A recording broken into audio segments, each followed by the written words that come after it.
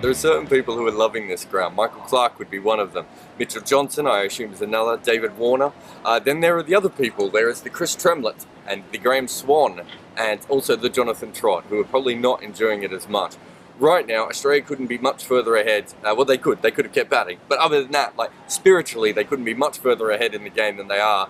I've just seen Jonathan Trott play a shot that there's a fair chance he'll never open his eyes again after today, because if he did open his eyes, he would run into that shot, the little chip off the hip. He just did not want to face Mitchell Johnson. He didn't know what to do, and he played a shocking shot. That's two bad shots for him.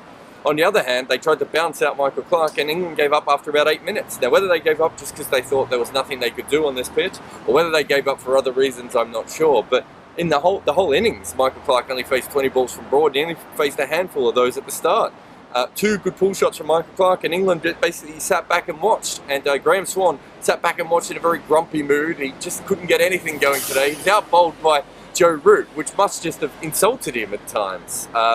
And right now, it is, with Trott going out, England have just given up any sort of hope in this game. To bat out a draw, they would need to bat for the second most overs they've ever faced in the entirety of Test match cricket.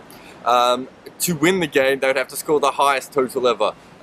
It's a little bit weathery, perhaps, so perhaps the weather could come in. But right now, I would say that Jonathan Trott, Graham Swan, and Chris Tremlett's mood is not going to improve over the next couple of days. Whereas one way or another, I think Australia are going to get the 8 wickets they need and win this game. I should say, weather permitting.